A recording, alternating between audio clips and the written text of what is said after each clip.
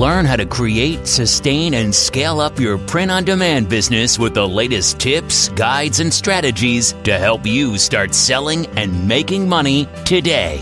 Welcome to the Sales on Demand Show. And here's your host, Adam Schneider.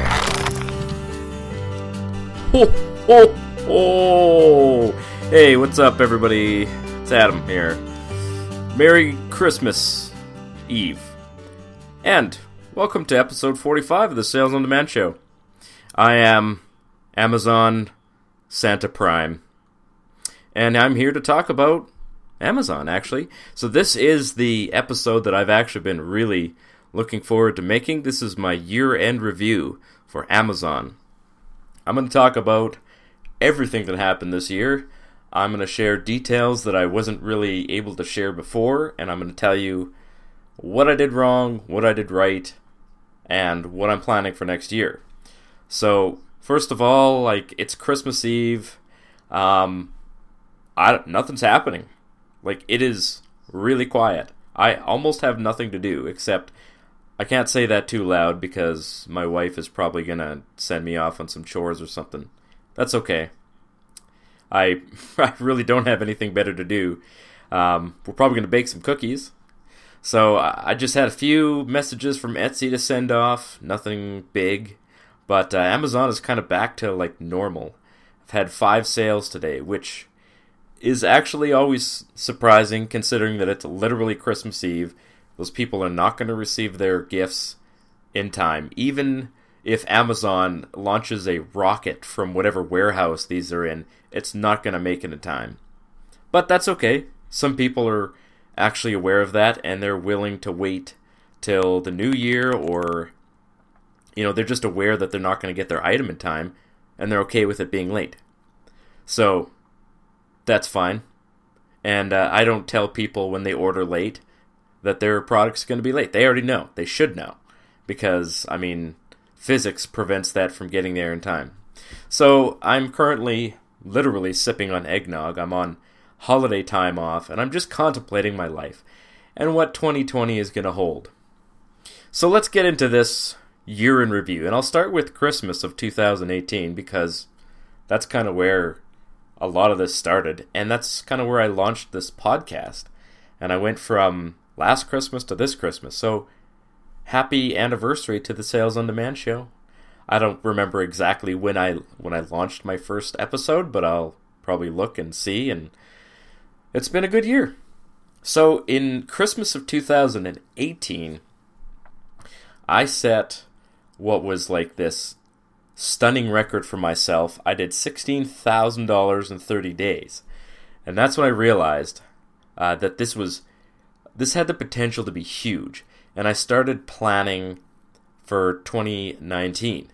And at that point in 2018, I had 10 to 13 items with FBA, which is fulfillment by Amazon.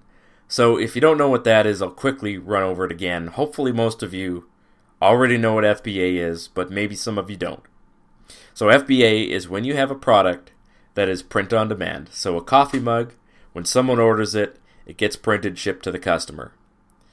When you see something selling that you've made a few sales for for FBM, that is print on demand, what you can do is you print out a few of those items and send it to Amazon. And then Amazon will ship them for you. Now this gives you a huge boost because people get free shipping with Amazon. And they love that.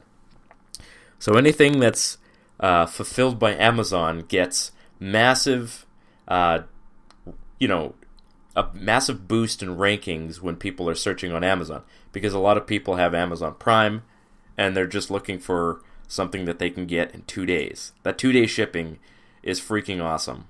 So that's FBA. So I had 10 to 13 items with FBA. Some of them didn't even arrive till December, but they still sold out almost universally.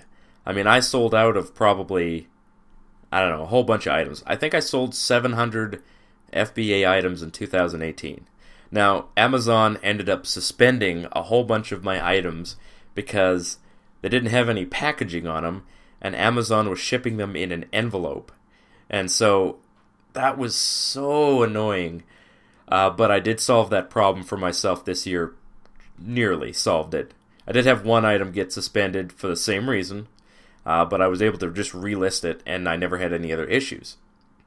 So that was Christmas, and that is when I realized that, dang, this is going to be huge. I need to work on this.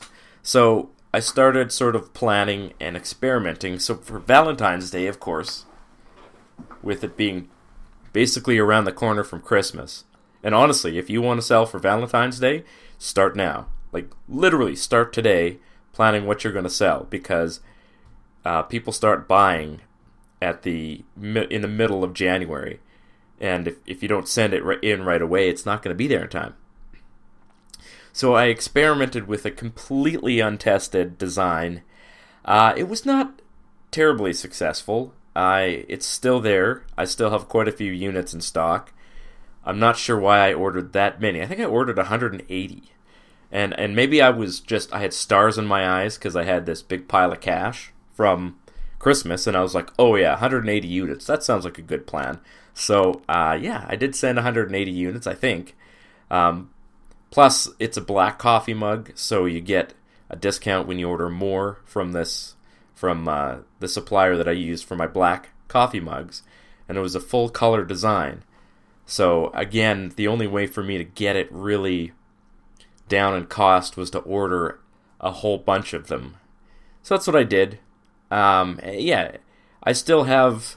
Well, let me go and see how many I have left in stock of that particular item.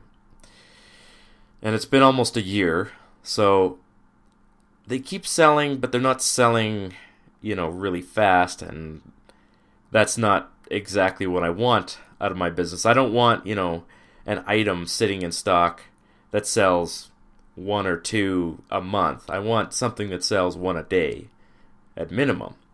So I have 66 left of those, which is a lot. So if I can get that out of stock by this Valentine's Day, great. But otherwise I have to purge them because Amazon's going to charge me a stack of money to keep them in stock, and I cannot afford that. Or I don't want to pay for it anyway. Alright, so moving on. We had Mother's Day. Now, Mother's Day is when I started experimenting with Facebook ads. And I did sort of talk about this a little bit, and I did mention that I stopped doing this, but I didn't really say exactly what happened, but I am going to tell you what I did. So I bought access to a software program because it was being advertised by somebody, and they said it was good, and it probably is good, but it's not really designed for what I'm selling on Amazon. This software program is designed for somebody who is doing what we call private labels. So it's somebody who looks and finds one item to sell on Amazon, and they want to scale that item up to thousands of units a month, but just one item. So it's not really good for something where you're selling hundreds of different items and you scale up by just adding more items. It's not really that useful. And the cost of this software program was $1,000 US every month. So I was taking a huge chance with this, and I was like, oh boy, I hope this works. Because if it did work, I could make a lot of money. But, as you probably guessed, it really didn't work. So I ended up buying about 180 units of something that I knew was already selling on Amazon. And I was like, well, I'm going to try and outrank the original seller of this thing. And it's just some silly design. Not a silly design. I guess it's an ordinary design for mothers. And I had 180 units. And I still have something like 105 units in stock. So I did sell a decent number of them between last Mother's Day and this Mother's Day and now. And of course they did sell over Christmas, but not very well.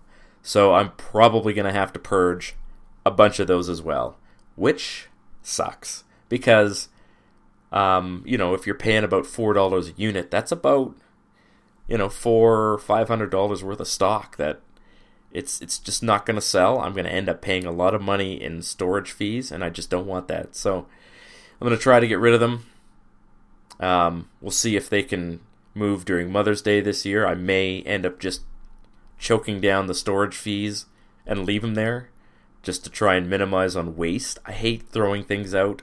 I just hate it. So we'll see. But that was an experiment that I wish I hadn't done. I wish I'd focused on just the basics. So, other things that happened in Mother's Day, I had some other designs, and they sold fantastic. In fact, I sold out. Everything that I had sent that was selling on Etsy sold out on Amazon. So that was kind of a signal to me that's like, okay, Etsy is a good place to find winning designs.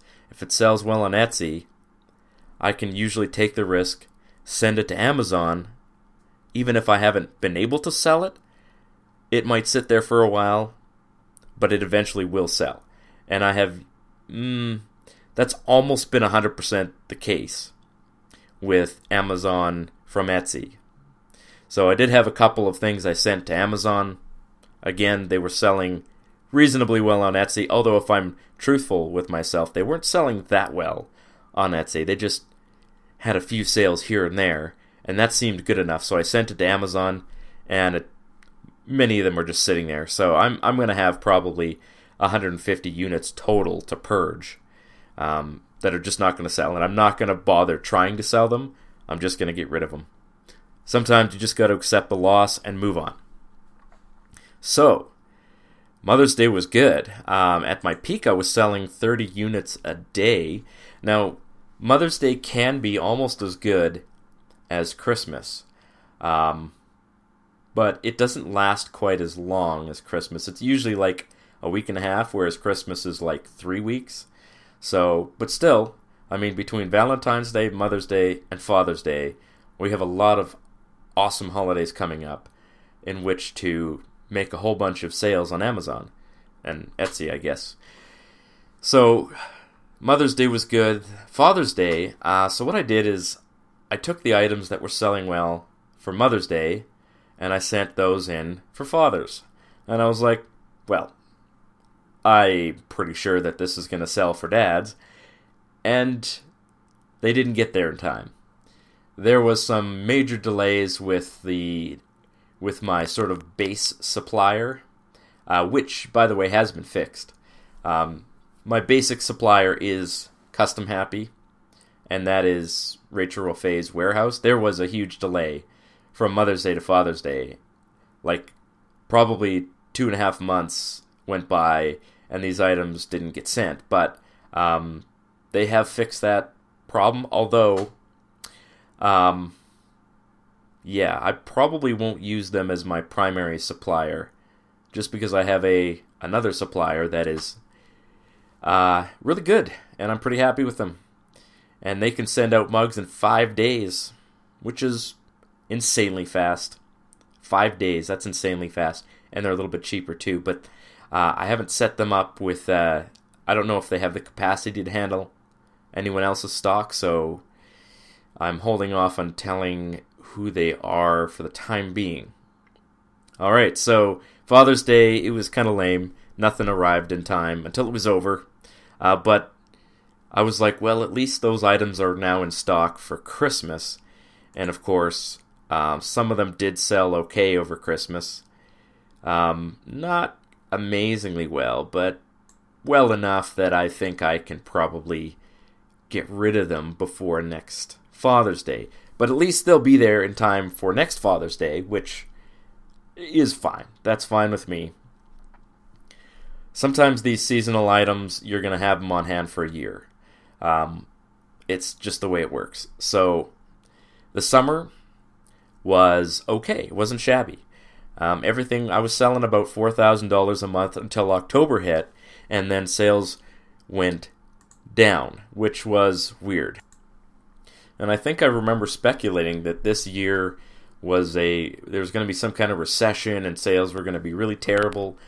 And I think every other seller that I know of was experiencing the same kind of like really weird dip in October, which is usually a pretty busy month. And I was just kind of sitting there just waiting. I'm like, all right, well, come on, let's do this. So I guess I could have been using my time more productively, just adding more items, which I was, but not as many as I should have been.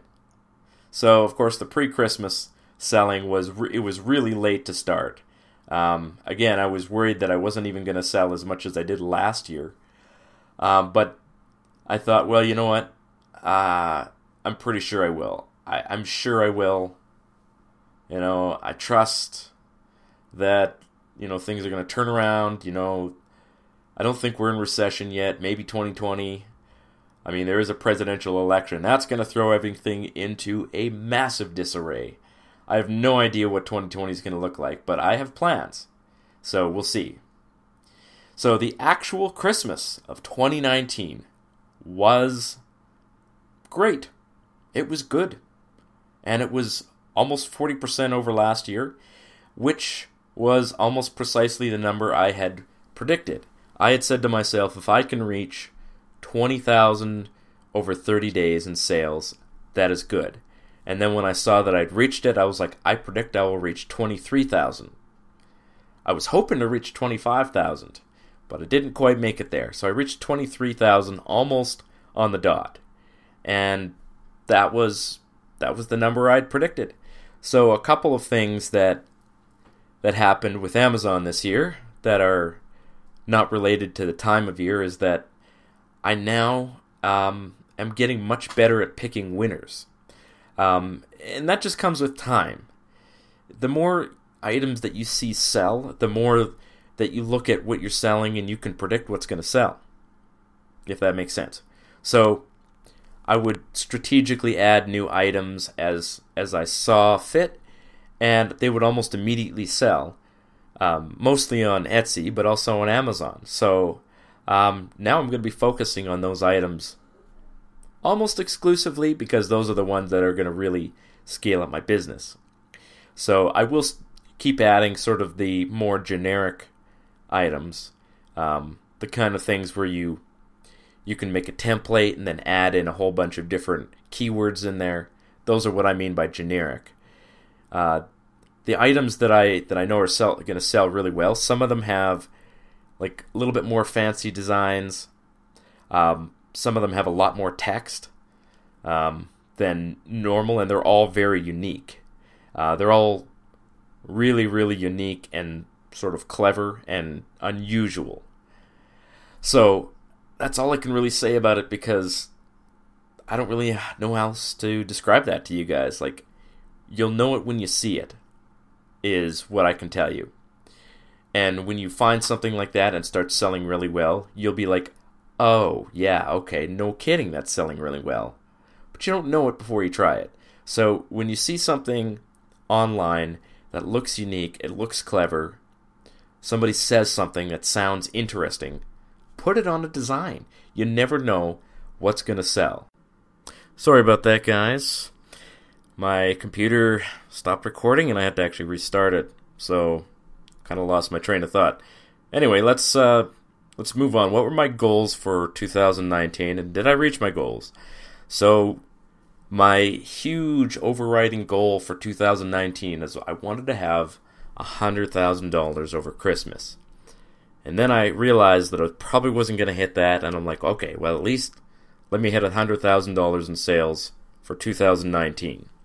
So, I did get pretty close, and if you count it in Canadian dollars, I did hit $100,000 in equivalent Canadian dollars. So I'm calling that a 6 out of 10 win.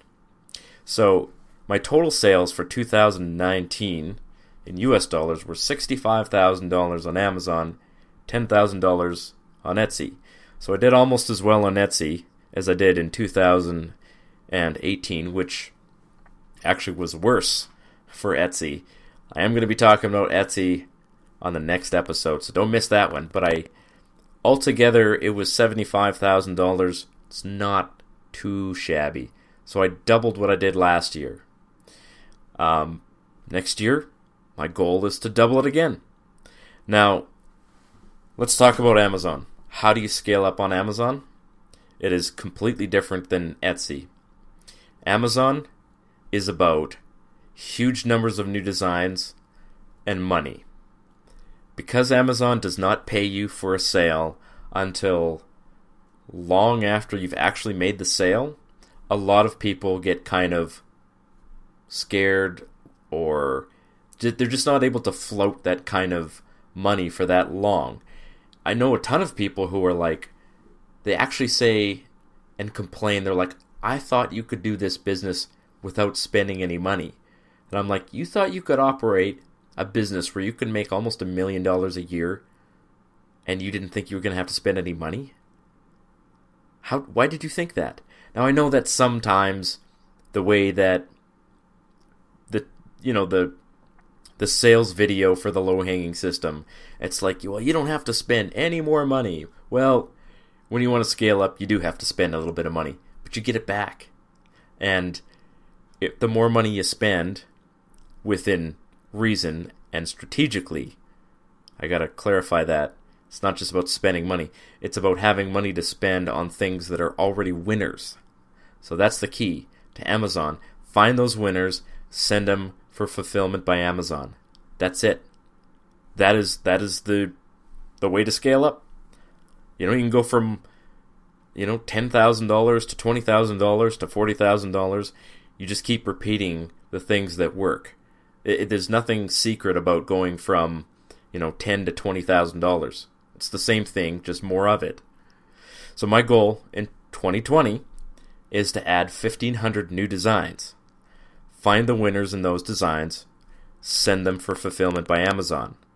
And then, step 3 is repeat that over and over and over again. I want to have, next year, a $50,000 Christmas. And I think I can get there because there are a bunch of people who already have gotten there.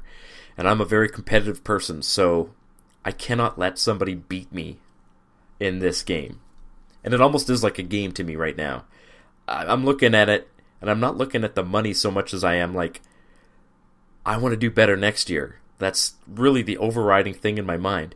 And I think it almost helps to think of it that way because it'll inspire you to do better. No matter where you are right now, you can scale up from there. And it really doesn't cost... adding new designs doesn't cost anything if you use your time. Now on Etsy, and this is frustrating for me because I don't want to do... I almost hate Etsy. And I'll explain it all next week. In fact, during the pause between restarting my computer and getting back online, I actually answered another question.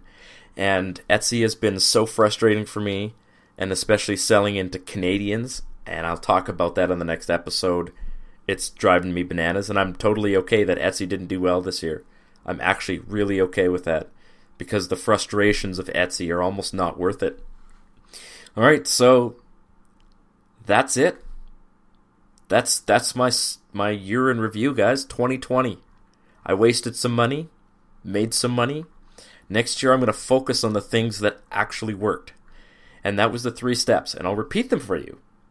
I'm going to add 1,500 new designs. Not products, but designs. So I'm going to create 1,500 unique designs and add them probably to 3 different products each. So it'll total about 5,000 new products total. And it's really easy to do. I have a software program that just automatically uploads. It just runs on my laptop. Anything that starts selling well, I'm going to send it for fulfillment by Amazon. I already have a few over the Christmas break that looked good, and I'm going to be sending some stock for those. And then I'm going to be adding more. Plus, I have the things that already sell well for me. Some of the things don't sell as well as others, but anything that's selling 2 or 3 units a week is worth keeping, in my opinion. I can just send 1 box worth, let it sell out over time. It's not really that big of a deal. I have quite a bit of cash to let sit with Amazon for that purpose. So, join me next time. I will be talking about Etsy. I know a lot of you guys, you're better off focusing on Etsy because that's where you're going to scale up without having to spend a whole bunch of money. I'm going to tell you right now, if you don't have $10,000 US to spend on Amazon stock, you're not going to do the kind of sales that I did this year. You're just not going to. Amazon requires cash. Everything else is really easy. Amazon handles all of the customer service.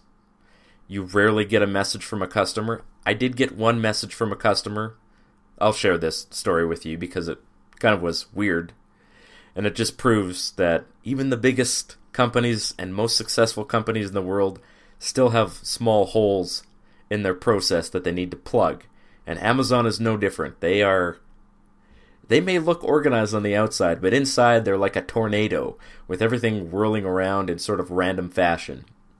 I mean, it's amazing that they do as well as they do, to be honest with you, because I know exactly how Amazon operates. So I had a customer message me, and they were livid because Amazon had sent 2 items to them, and they arrived broken. And I was like, all right, well, you need to talk to Amazon about that. They will replace them for you. They were FBA items, and Amazon is meant to handle that. In fact, I have no way to fix this for you because I can't even see where they were sent to. Amazon doesn't give me that information. So I explained that to the customer. I said, you need to talk to Amazon. And the customer was like, I just got off hold with Amazon. I waited 2 hours, and they said, I need to talk to you. And I was like, thanks, Amazon. You just screwed up. So the truth is that Amazon, whoever told this person that, was wrong. They were not supposed to talk to me. But during the holidays, Amazon and many other big companies, they hire temporary workers to handle the extra workload. So obviously whoever was on the other end of the line, and I don't mean this to be a pejorative, but it was probably somebody in a different country who doesn't know everything that they should know about the process, or they looked at something wrong and misread it. You know, I'm always amazed that the Filipino help desk for Amazon actually does a pretty good job, considering that they don't know anything about the United States. They don't live in the United States. So the fact that they can actually help, you know, people who speak English when it's probably a second language for most of them, actually demonstrates how intelligent Filipinos really are, and they're hard workers. So I don't mean this to insult Filipinos, but obviously somebody who lives and works and operates in the U.S. would know more about the U.S. than someone who doesn't live in the U.S. And if it's a second language issue, that also gets in the way. Plus, if you don't have, you know, a lot of experience. Anyway, so Amazon told this person the wrong thing. And I was like, I could tell this person to go pound sand, call them back, blah, blah, blah. And I was like, I can't do that. I just cannot do that. I'm not going to leave this customer hanging here. I was like, all right, I'm going to send you a replacement.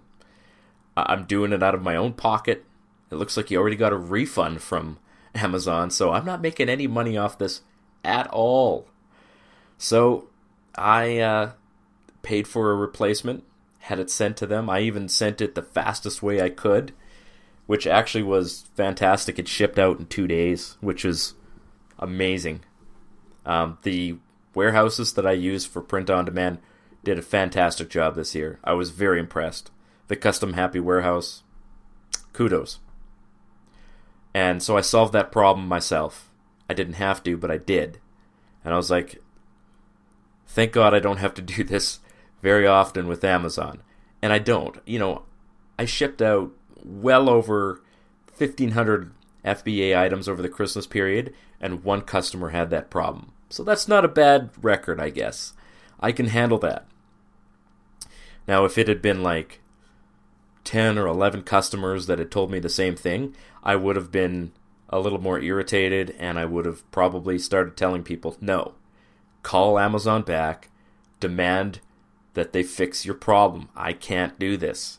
I'm not going to start sending out replacements out of my own pocket when it's not my fault. But that didn't happen. And last year, I had a couple of